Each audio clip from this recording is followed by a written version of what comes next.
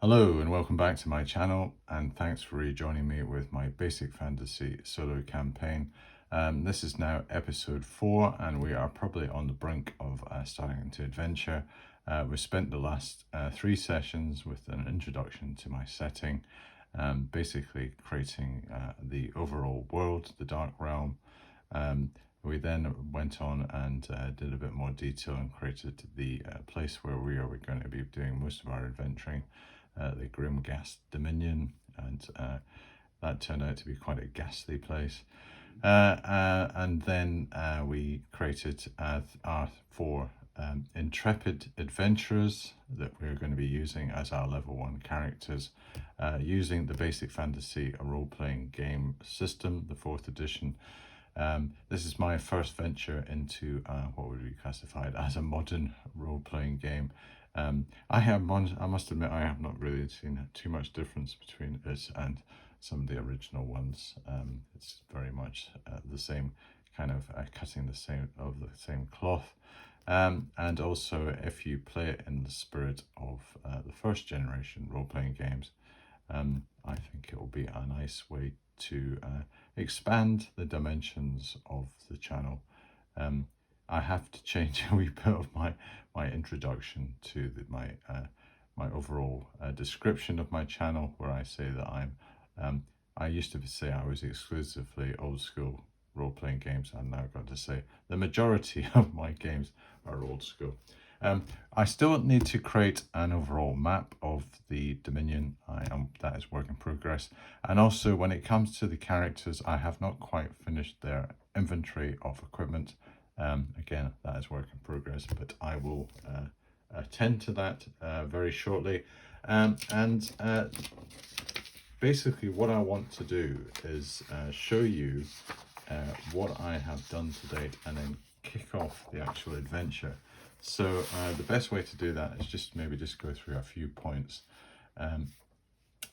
First of all, I'm going to reintroduce the party on their summary character sheets, and I decided to create these summaries of the little kind of almost like the micro snapshots of each of the individual characters.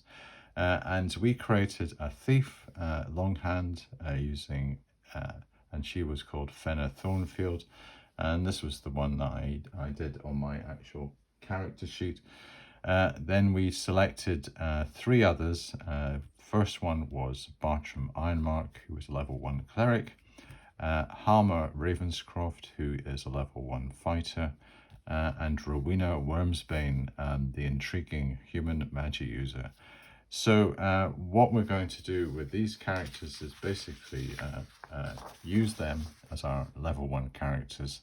I'm not going to take any precedence just because I did Fenna Thornfield as Longhand. They're all equal in importance in the party, and I want to use them as so. So let us just put them to one side, and I will just have them there. Let us introduce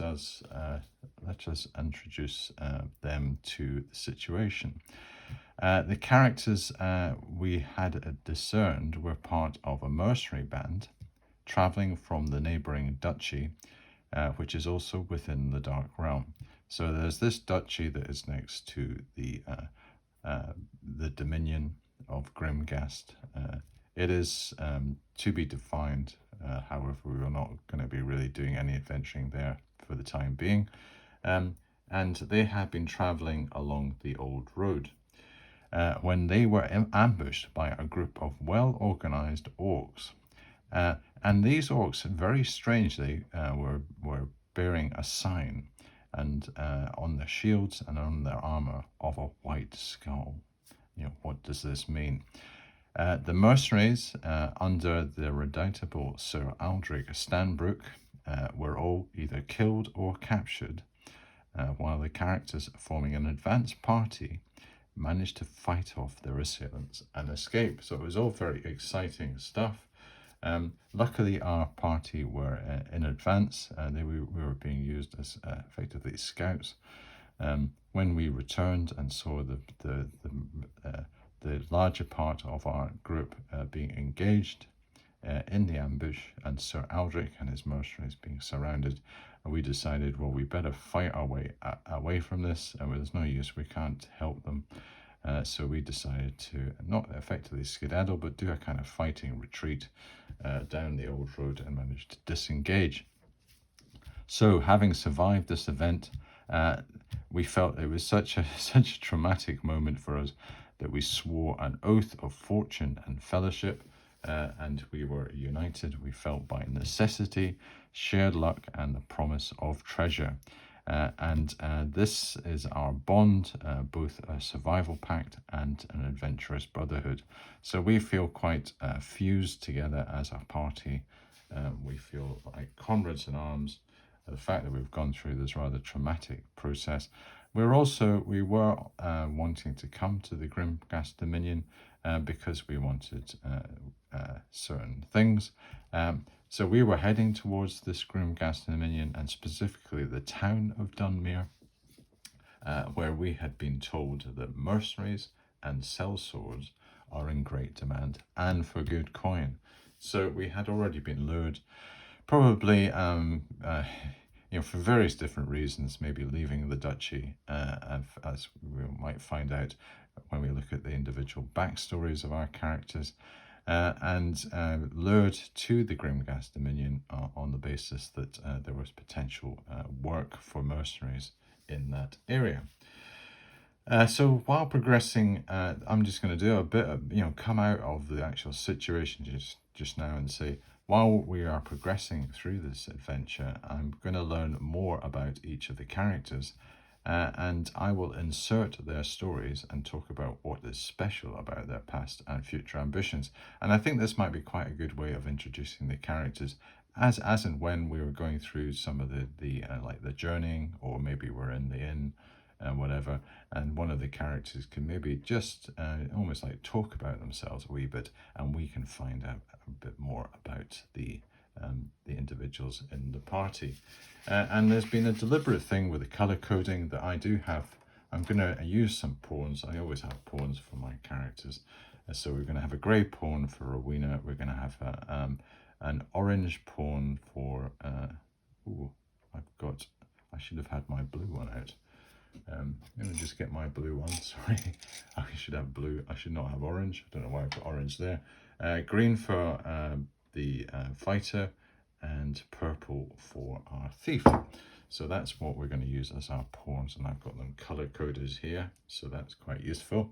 I'm not going to forget who is who, although I don't know why I had an orange one. That must have just been a slight aberration. So, first, as they pass the time travelling into Dunmere, Fenna Thornfield, our thief, she relates her story, and as solo gamers, we find out a bit more inside information about her background and personality. So the way I'm going to explain this is not going to be, she would not just be sitting here giving a bit of a data dump about ourselves, but this is the sort of information that as solo gamers we are privy to. We have a different kind of level of cognizance about this situation to the characters. So Fenna Thornfield, in summary, is a quick-handed, quick-witted thief who moves through life like a gust through an open window. Never still, never owned. Slender and wiry, with sharp eyes and quicker fingers, she grew up in alleys and on rooftops, surviving on instinct rather than foresight. Though clever and agile beyond measure, her lack of wisdom often drives her into reckless choices, trusting the wrong face or chasing the wrong thrill. She thrives amid chaos, street markets, tavern brawls, the shadowed gutters of an urban environment, where her cunning and resilience keep her one step ahead of the gallows. A wild spirit to her core, Fenna is loyal only to those who earn it, and even then, she's more fox than friend, untamed, unpredictable, and alive. So quite a kind of spiky character. And there's one thing that we don't have alignment in this game, so I've really got to try and bring out maybe some of the personality, and just maybe whether they are black or white or grey in their kind of spectrum of what you would classify as their, I suppose, their overall arc or their overall view of life, whether they are good people or bad people. You know, I don't think I've got any of my characters are going to be kind of evil, but they might err on the side of either recklessness or maybe do some deeds that aren't really viewed as being within the restrictions that we would have in a modern code of conduct. Okay, so that is Fenna. Just on her character sheet, I've been able to put in some details. I've decided to give her some leather armor and a short sword. So this gives her an armor class of 16 on the basis that her dexterity is so high. So this gives her a whopping +3 to her armor class.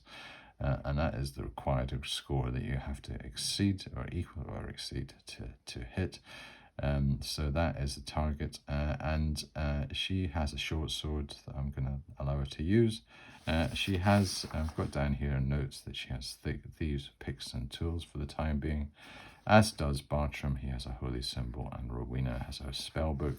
But apart from that, all I've really done is list what they are wearing as form of protection, and what their primary weapon is they're going to be using.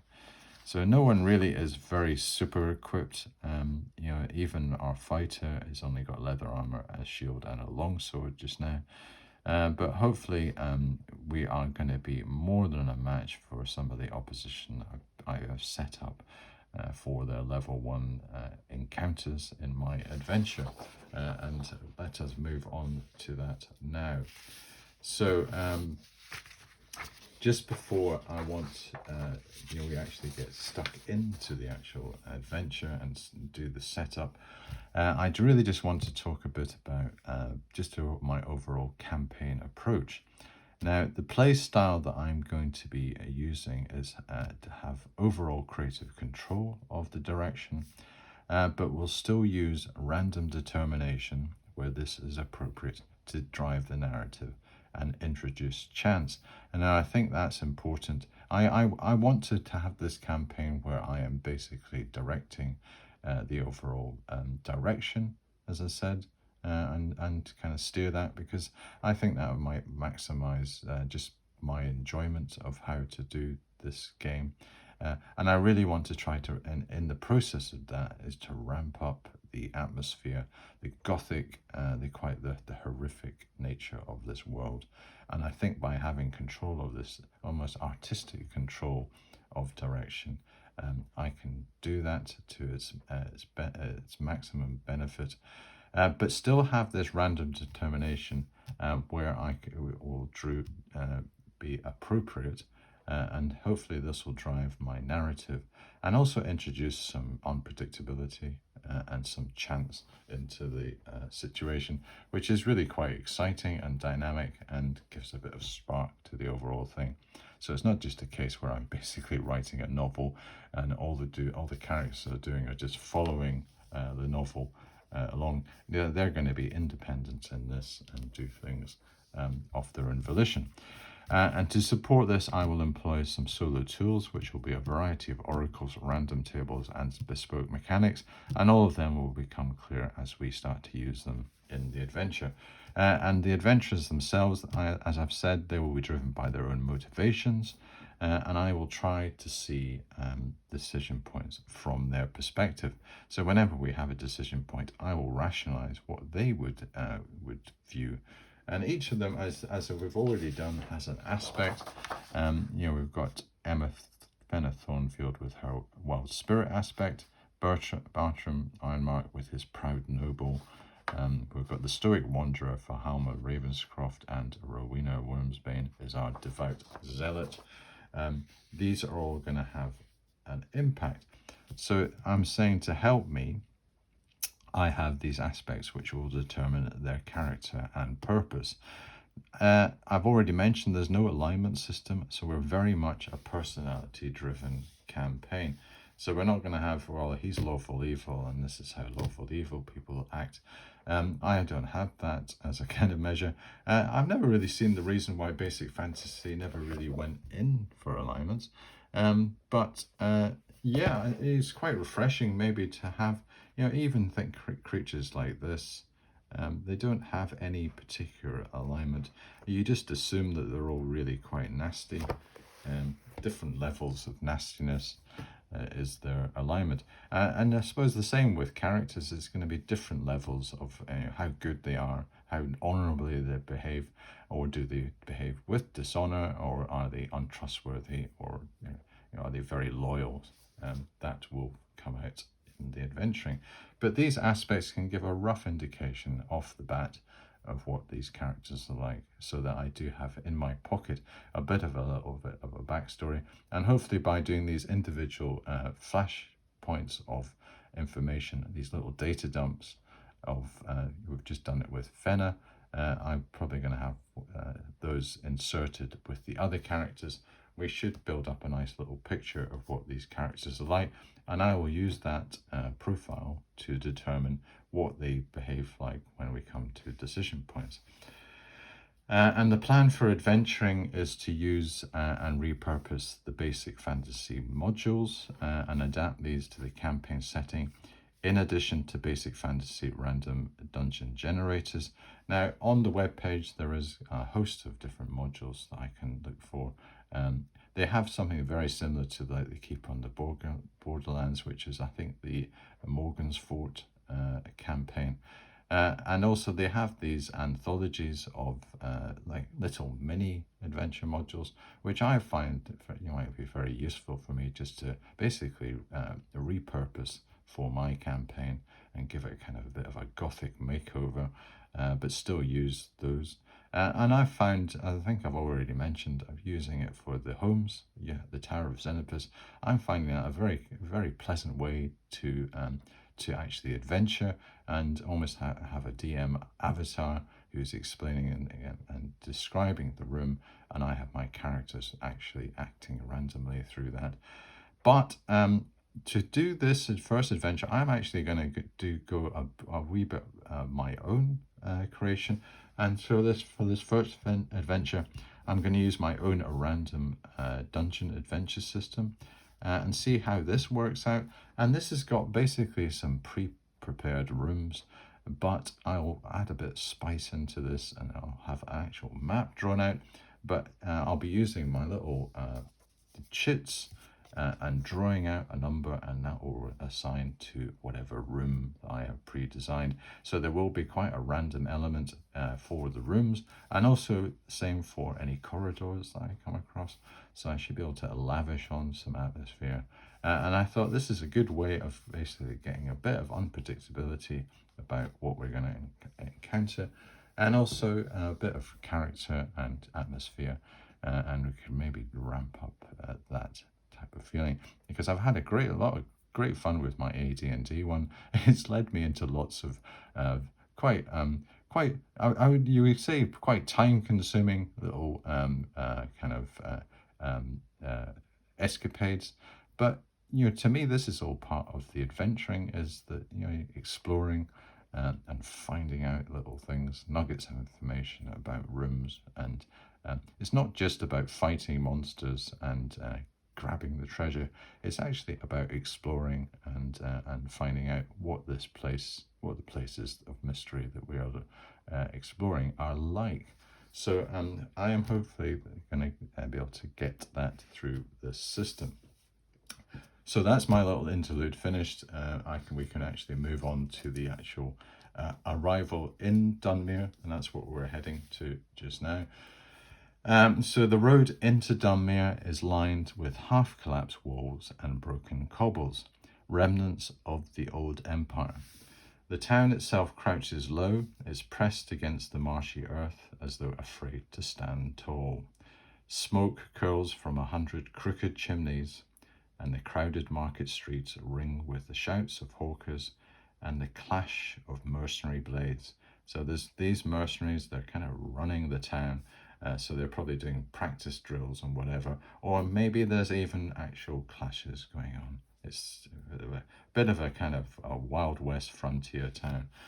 Watchmen are few, for the guild's rule here, hiring sellswords to keep order or to break it when profit demands. So yeah, Law and Order is really kind of it's based on how secure you are is based on the size of your purse. And how well off you are. So the guilds are obviously quite wealthy, and they can buy basically protection to maintain their patch. And they're always at each other's throats to try to exert their political leverage on the situation. So, as night falls, the party finds its way into what I've called the Rusted Lantern Inn. And this is a tavern where merchants, mercenaries, and wanderers share benches uneasily. So, night is falling. We've managed to find this inn. It's got a bit of a reputation, but this is where wanderers, this is where adventurers do tend to gravitate to. So, being bit of a they kind of like an underclass in this world. Adventurers tend to go where they can, and this has got the reputation to match that. So the air is thick with smoke and suspicion. Dice clatter, knives flash in the dark, and every conversation carries the weight of secrets.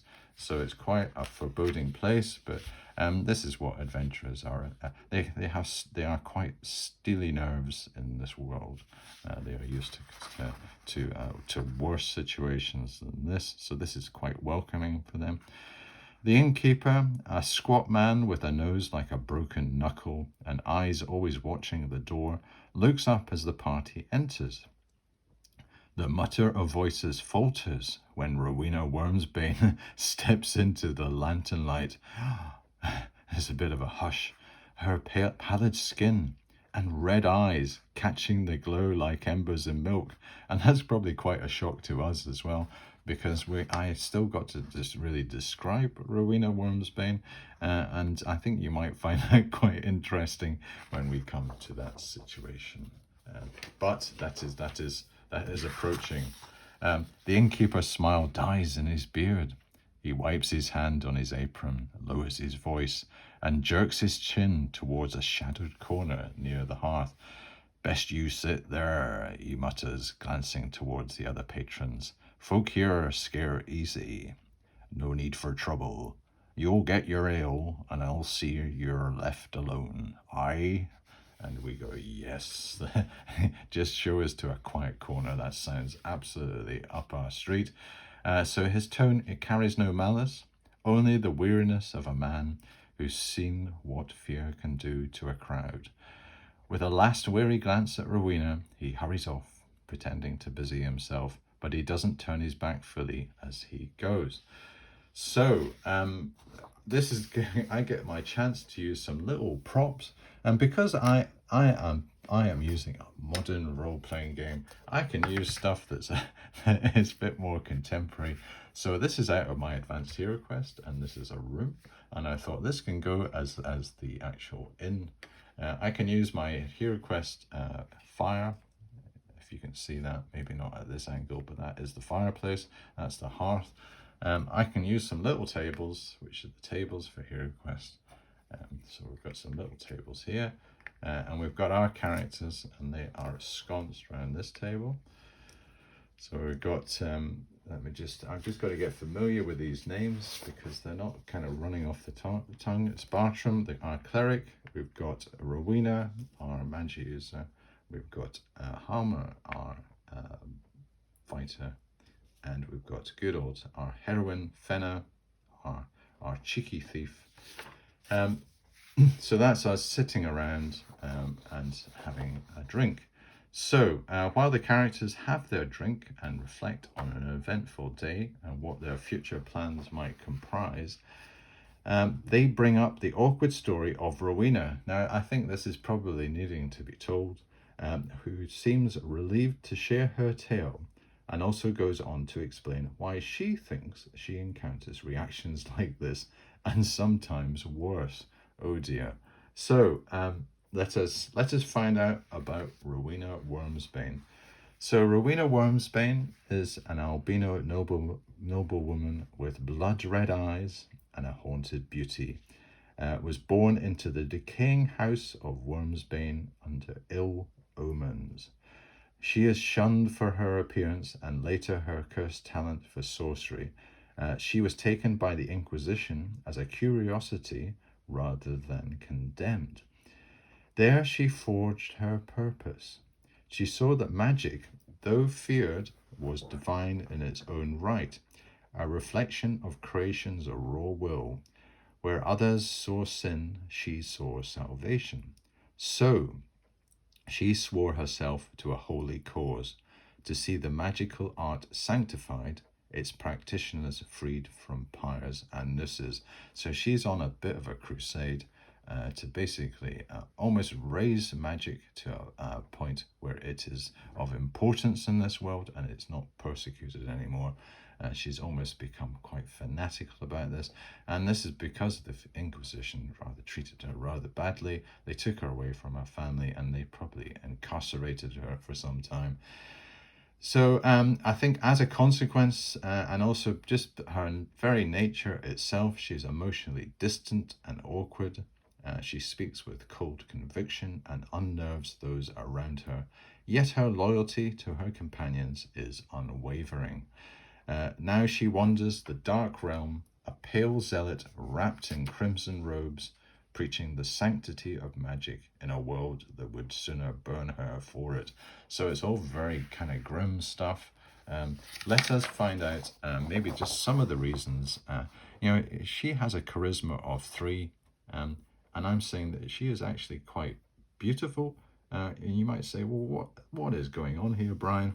There is a contradiction here, surely. Well, this is something to do with, Gary Gygax and everybody that was doing charisma in some of these old school games, they always said that charisma was not really based on physical beauty.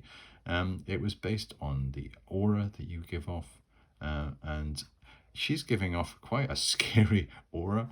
So I'm saying that she is quite beautiful, I suppose, in classic terms. But she has a charisma of 3, despite this beauty, because of her alien presence. Her pale skin, her red eyes, and still intense manner make her seem uncanny, more spirit than human, and people instinctively recoil. Her social awkwardness, she struggles with empathy and reading emotions. Her zeal and bluntness turn every conversation into a sermon, so she does tend to go on a bit. She has an aura of fear about her. My goodness, can we lay on any more? Even when she means well, her words and stare make others uneasy. Her beauty feels wrong, like a statue watching you.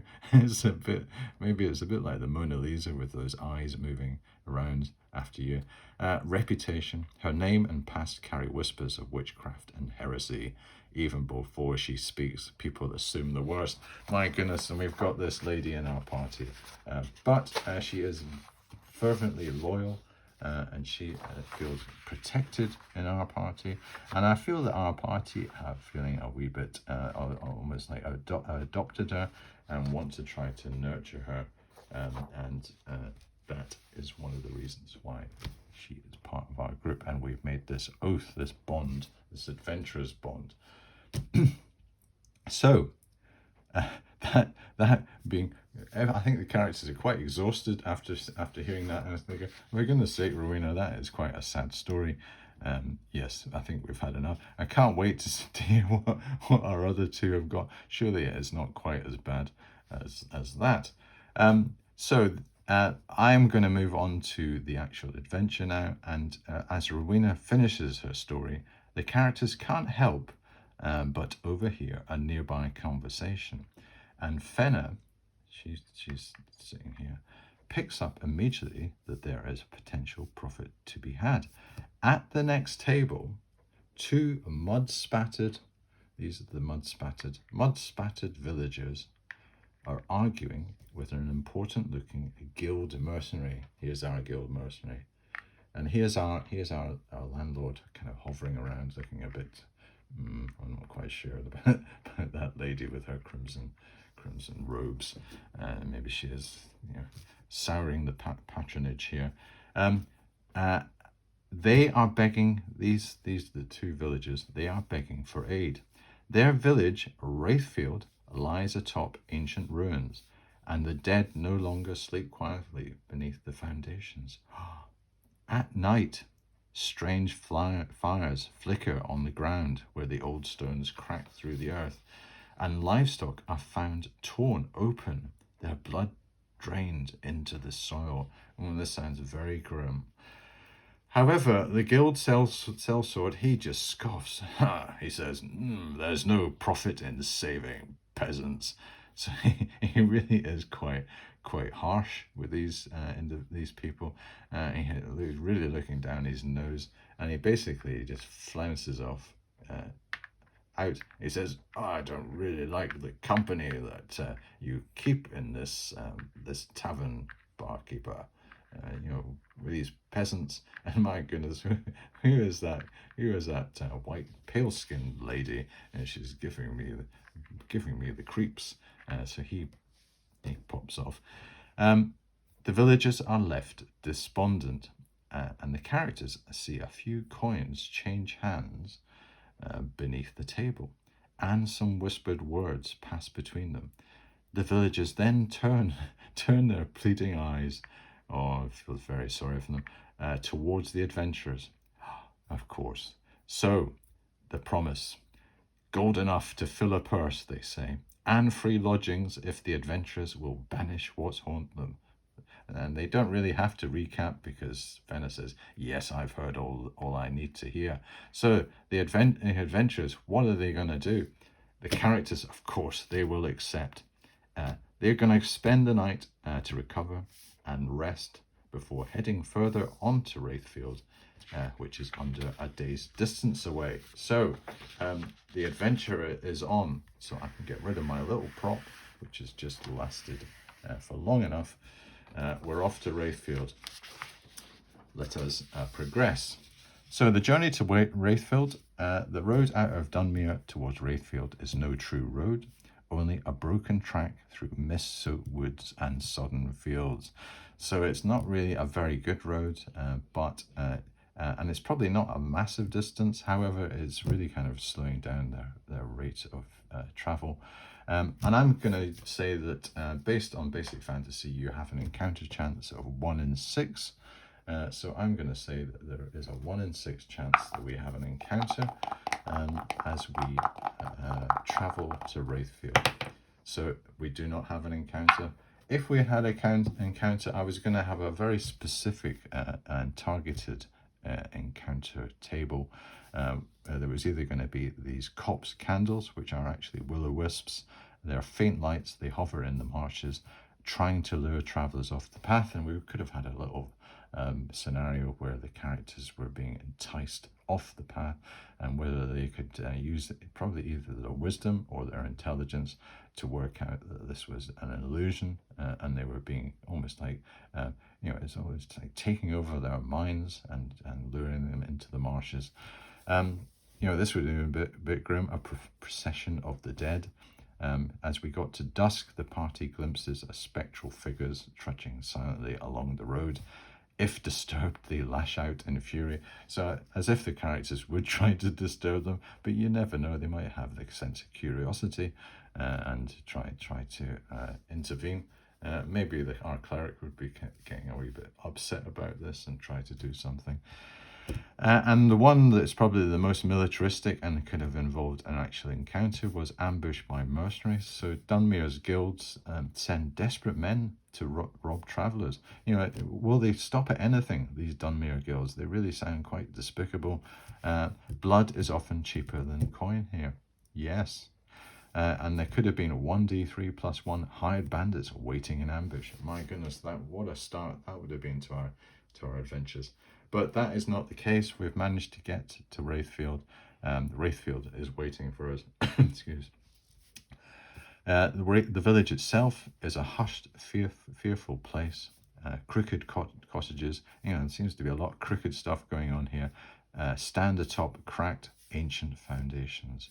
The stones are black with age, and in certain places, carvings older than memory peek through the soil. At night, villagers refuse to step outside. They mutter of shadows moving in ruined cellars and a voice whispering from beneath the earth. So we are basically on the cusp of having our adventure and starting effectively our delving. I have some adventure possibilities in Wraithfield that I can tantalize ourselves with, and I've just been thinking up as being potential possibilities, or maybe even all of them combined.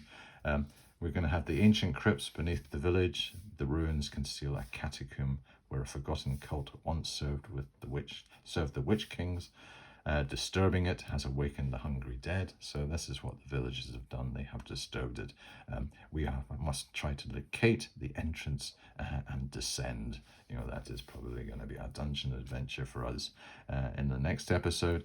The blood drinker, oh dear. A ghoul or revenant stalks the foundations, feeding on livestock and perhaps preparing for human prey. Well, this could explain why some of these livestock are being bled out, and we are finding them destroyed. Is it starting to develop a taste for human flesh? And the whispering voice, a bound spirit hides beneath the ruins, calling to villagers in their sleep, seeking release. My goodness, is that going to happen? And of course, the good old necromancer thread. Clues here, a ritual mark and a natural relic tied directly into the greater hidden threat of the Dominion. And as the necromancer will always be popping up and clouding our situation, clouding our thoughts every episode. How is it going to manifest itself in this dungeon? Okay, I don't think I'm going to carry, because I've gone past the time that I think I need to for this. I'm going to unleash my new system in the next episode, where we're going to I'll probably have a bit of interaction with some of the villagers. We're going to try and treat it a bit like the village of Homlet or something. Have a few interactions, find out where this entrance to these catacombs are, and then progress. Actually start the actual physical adventuring for our 4 intrepid characters. Now, 2 of them have been fully explained. We might be able to get some little anecdotes about Halmer and Bartram, but certainly Rowena, and Fenner is an interesting character, but my word, Rowena really takes the biscuit. And she might be causing us. It looks as though magic users are, and magic itself is something that really needs to be kept a bit more secret and close to your chest, so you don't go around broadcasting it. And I think with Bartram, the fact that he's a cleric, maybe he's very compassionate to the plight of all individuals, and he's not really your kind of a typical cleric for this world, where the Inquisition has managed to mark it with its iron stamp on some of the clergy. And maybe Bartram is a bit of an outlier. He could be from either a cult or maybe just a brotherhood of friars or monks or whatever. We can ascertain what his backstory is next time. Okay, well, I think I've done enough for today. Hopefully you've got a bit of an idea how we set up, how this campaign is going to progress, how we're going to have some back-to-back adventuring going on, and do some real, hopefully, dungeon delving. Try to bring out all the good stuff in this. I'm looking forward to having some combats, have some use the exploration rules, some spells, whatever. Okay, well, thank you very much for watching this episode, and I'll see you next time.